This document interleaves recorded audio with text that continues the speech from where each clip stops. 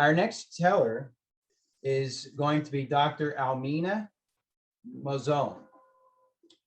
Dr. Almena embraces you with her stories, designed to inspire and inform.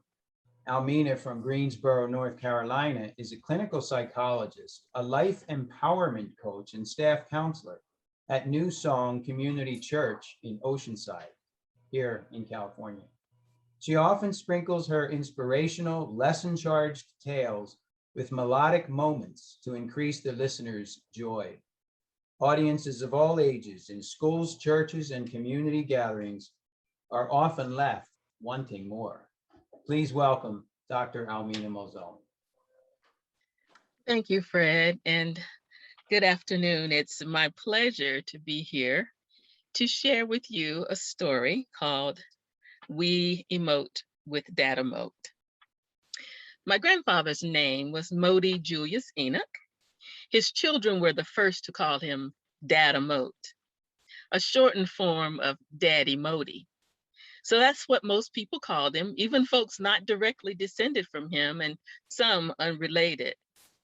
And that's who he was to me and to all the grandchildren all our lives, DaddaMote.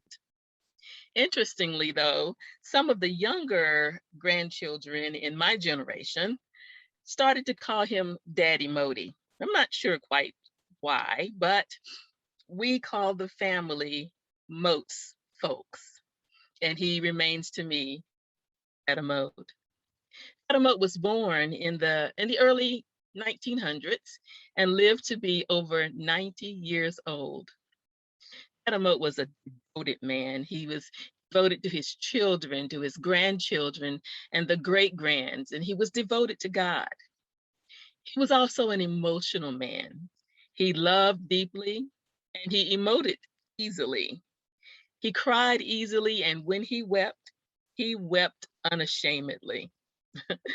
DaddaMote was a single father after his wife Geneva died at only 49 years old, following the birth of their 11th child, a couple of years later after their 11th child was born. There were 7 girls and 4 boys. Now, it was normally the custom at that time that if the wife died, the children would be separated and sent to live with relatives or friends in the community. But DaddaMote didn't want that. He was determined to keep his children all together. And that's exactly what he did. Now, he did try a second marriage a few years after grandmother Geneva's death, but from what I hear, it was quite short-lived. That meant that the older girls helped to raise the younger children until they left home and went out to live on their own. Now, it was interesting too that with those 7 girls in the family, they were often known as the 7 sisters around the neighborhood and the community. And DaddaMote didn't marry again until all his children were grown. And then he had a long marriage after that. Now, at DaddaMote's farm, the times that I was there early in the morning, I'm not quite sure if DaddaMote was irritated or if he just enjoyed coming upstairs and getting all the boys out of the bed. It was usually the boys who weren't quite up yet.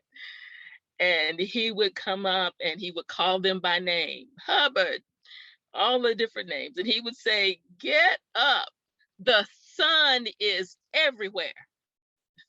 And they knew that if their names were called and they were still in bed, that they had better get up and start to do the chores, because there was always work to do at DaddaMote's farm. Now, DaddaMote was unusual in that he was a landowner, and he owned quite a lot of land in rural North Carolina. An African-American man in that time, it was unusual for them to own a lot of land. And as an operator of a farm with numerous fields, and also one who hired other people, that was a little out of the ordinary. But DaddaMote was a man who was very generous, and he hired people and he helped out people as much as he could. And one of the great things about the fact that Granddad Emote had a lot of children was that he had a lot of grandchildren as well. So he hired farm hands, and then he had lots of grandchildren help out. As I was growing up, most of his children, my aunts and uncles, were out of the house, but there were always lots of grandchildren to help, and the younger ones were still around as well.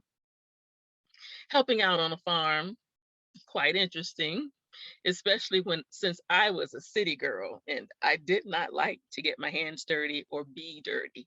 But at DaddaMote's farm, there was plenty of dirt, often red dirt. I remember that I had my first experience driving a tractor at the encouragement of DaddaMote. It was frightening to me because I was little and the tractor just felt so huge to me. But DaddaMote had me climb right up onto the tractor and prepare to drive as though there was no question that I could do it. And he actually gave me the tools to make sure that I could. And it, uh, it was like he wanted to make sure that whatever happened, I was prepared for it. And he would say, if this happens, do this. And if this happens, do that. If it veers to the left, do this. If it goes too fast and gets away from you, hit this. And I know that he was trying to make me feel more confident, but with each fail safe that he gave me, I grew more and more frightened. But because DaddaMote thought I could do it, I had confidence in myself and I got up on that tractor and I drove it and I was safe. And even though it was a successful driving and I probably drove it again, I was very relieved to hop down off that tractor after my excursion that day and other days as well. I'm very relieved to jump down. Usually the boys were the ones who went out into the field to work in the it was usually tobacco fields and in the gardens, while the girls stayed at the house and took care of the younger grandchildren at the house. But it wasn't always work because there were always lots of cousins to play with, and my cousins actually became my best friends. One day, several of the girls and I were out jumping rope when DaddaMote came in from the field. And just as naturally as he was walking, DaddaMote paused, jumped right in, and jumped rope like a champ. We could not believe it. DaddaMote is jumping. We had no idea that he could even jump. So we were so delighted. And I think after that, DaddaMote went up a few notches in our eyes that DaddaMote could actually jump and that he could play. There was always lots of activity around the house, especially when it was time for the family reunion. The Florence Smith Enoch family reunion happened every year, the second Sunday in October. Family members who had moved away would come back home, and the people who still lived in the area would prepare these wonderful meals. So we would call it sometimes reunionizing. We would come together and enjoy each other and eat some really great food. Now it was the task of all the boys at DaddaMote's to clean up around the house, around the yard in the house, to make room for all the guests when they would arrive. They would be coming to DaddaMote's house after the formal family reunion at the family church. And so when everyone would arrive, it would be all spick and span, and I think the boys would be very tired, but the guests had no idea about all of the activity and the work that they had to do for the preparation for the arrival of everyone. Now, I said that DaddaMote was a devoted man, devoted to his family, to his his grandchildren, to the community, to God. He was he was a generous man, and he left that legacy of generosity for his family. It seemed that he really enjoyed praying.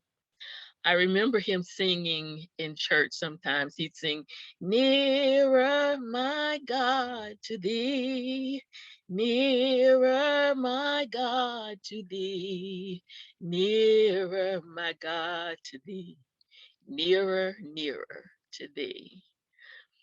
I remember once DaddaMote was at church, and as the normal circumstances would be, there was an altar call. And DaddaMote went up with other people to be prayed, to receive prayer at the altar. And it happened that this particular time, the pastor decided to do a general prayer over everyone. And he prayed, and everyone else returned to their seats except DaddaMote. DaddaMote continued to stand, and several family members said, "Come on, DaddaMote, sit down. The pastor's already prayed for everybody." But DaddaMote would not sit down because he wanted his own prayer. He stood at the altar waiting. The pastor was beckoned, and the pastor came over and he prayed a special prayer over DaddaMote.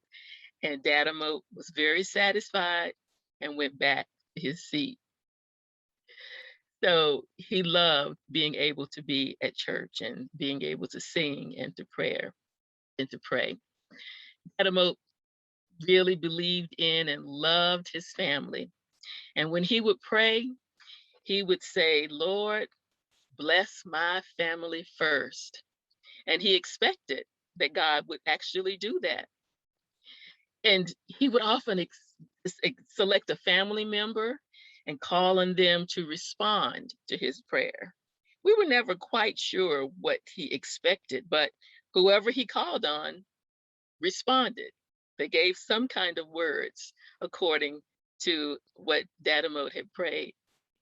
So whoever was selected would definitely comply.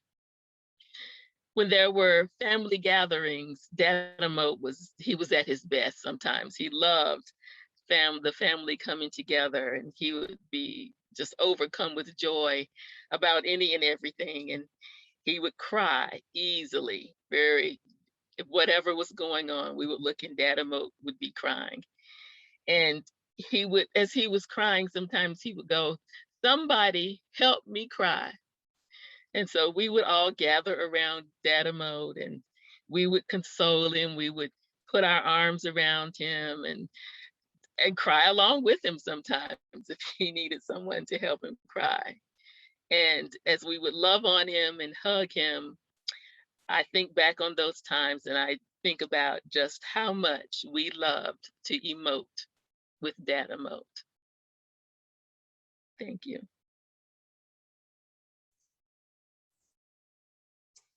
Thank you so much, Dr. Almena, for that wonderfully heartwarming story. I really appreciate all of hearing about DaddaMote. In the beginning, in your introduction, we talked about how there are so many lessons sometimes that people can take away from your stories. I think I'm going to walk away with there were many, but I love the one about wake up, the sun is everywhere. I love that. I'm gonna take that to heart starting tomorrow morning. So thank you, Dr. Almena. You're welcome, and we do still use that one. I love it. All right. Thank you.